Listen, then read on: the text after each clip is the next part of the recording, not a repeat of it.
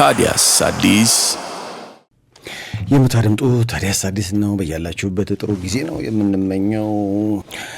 ሌላው መልእክት ያየው ነው። በስማችሁ ሲነገድ እንዴት ዝም አላችሁ ይላል። ትንሽ አስቸጋሪ ነው። በተለይ ያው በጋሞ ዞን በደረሰው አደጋ የተጎዱ ወገኖችን ለመርዳት በሚል በእኛ ስም እንግዲህ ገንዘብ በላይክ ባንድ ላይ ከአንድ ብር በሼርና ፎሎ 5 ብር ለተጎጆች ይገባል ነው የሚለውና ያው ዛሬ ጊዜ ታቆት የለ ፔጅ ከፍተው ነው የሚሰበስቡት። የሚገርም እኮ ሰይፎኑ ይችላል። ትንሽ አስቸጋሪ ነው በጣም። ስለዚህ ምንድነው ነው ላይክ ልክ ባደረግነው ላይክ ልክ ገንዘብ እንሰጣለን ነው የሚሉት ነው። አዎ ያስገቡም ሰዎች እንደዛ እየላኩልን ነውና ትንሽ አስቸጋሪ ነው እኮ ዛሬ ጊዜ። በኢንቦክስ ደግሞ ገንዘብ የሚሰበስቡ ይሆናል።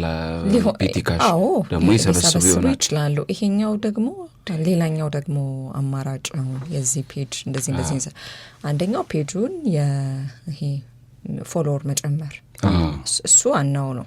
ከዛ ደግሞ ፎሎወሩ በበዛ ቁጥር ሁለተኛው ምንድነው የሚሆነው? ስለዚህ ይሄን ያክል ሰብስበናል፣ ኔክስት ደግሞ የምትፈልጉ ሰዎች ካላችሁ በውስጥ ይሄን ያክል ያላችሁ ነው። እንግዲህ መቼም ብዙ ሰው ይጭበረብራል ብለን አናስብም። ምክንያቱም ትክክለኛው ለምሳሌ እኛ ሰይፉ ኦኒቢኤስ ሚላለ ዩቲዩብ 2 አለ፣ ሰይፉ ኦኒቢኤስና ሰይፉ ሾው። ከዛ ውጪ በታዲያስ አዲስ የሚል የፌስቡክ ገጽ አለ። ሰይፉ ኦኒቢኤስ የሚል ደግሞ የፌስቡክ ገጽ አለ። ከዛ ውጪ ቲክቶክም 600,000 በላይ የሆነ የቲክቶክ ገጽም አለ። እሱ ነው በቃ የኛ እንጂ ከዛ ውጪ አሁን የሚባሉት ይሄው ፎቶ ለጥፈው የተጎጂዎችን ፎቶ ከጀርባ አድርገው የኔ ፎቶ አለ። ይገርም እኮ ነው። እና አሁን ቅድም እንዳልኩት አንድ ላይ አንድ ብር ሰው ግን ምን ይሆን?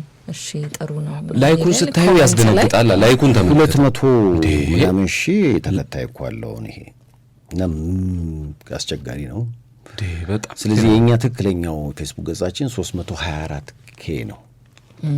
ስለዚህ እሱን መከተል ወይም ደግሞ በሱ የሚያስተላልፋቸው መረጃዎች ብቻ ናቸው ትክክለኛ።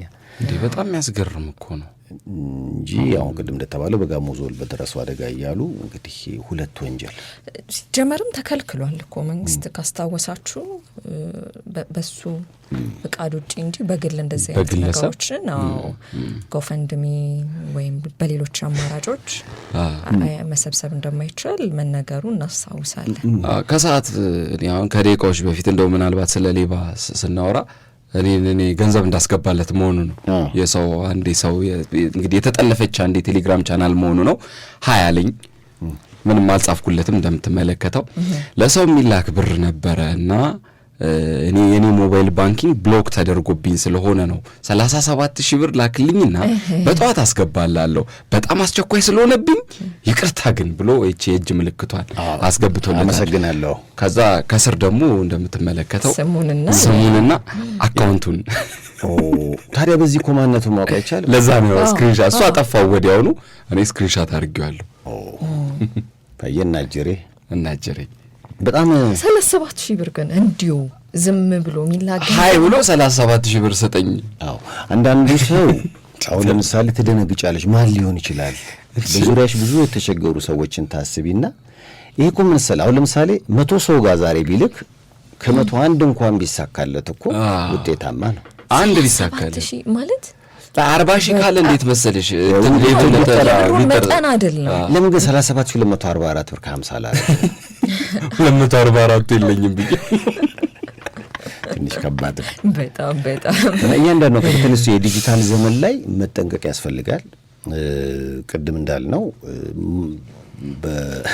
ለግል ጥቅም ስምህን ወስደው በጣም ይገርም እኮ ነው ማለት በአንተ ፎሎወር ሰብስበው የተለያዩ ነገሮችን ሲሰሩ ሁሉ ትላለህ። ከዛ ደግሞ ያልፍና መጨረሻ ላይ ወደ በርዳታ ስም ደግሞ በተጎዱ ሰዎች ስም ደግሞ እንደገና ወደ ገንዘብ ነጠቃም ይገባል እና ዘመኑ ትንሽ ከበድ ያለ በጣም ብዙ ይሉኝታም የለም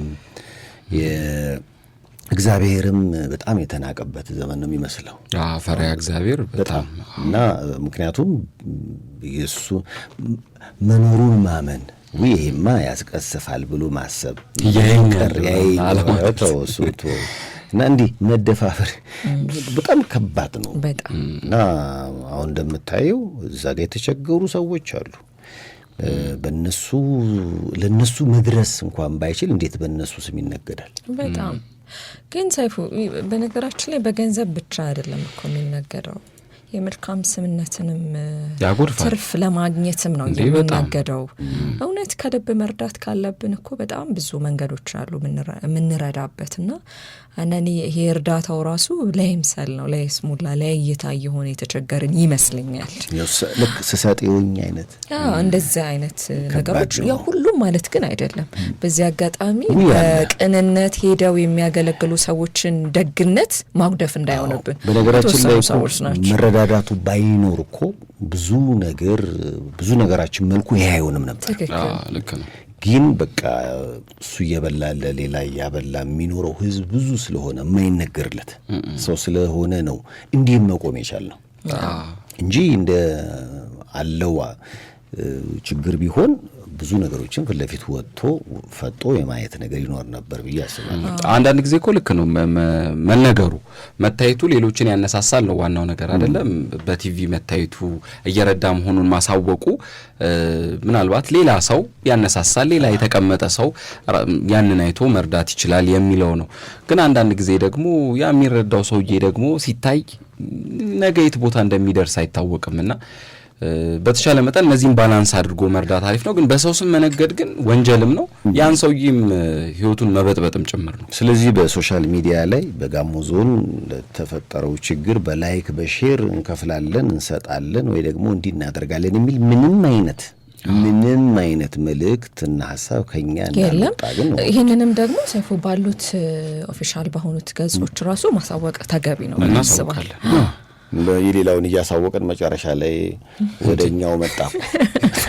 ፎቶ ከቻርጎ ለኛ ነበር የሚደውልልን እኮ ረንዲ ያደረገውና ነገር በሉልኝ ነበር። አሁን እኛ ሴት እንሄድ ይሄ የሚመለከተው አካል ምናምን ይባል አይደል?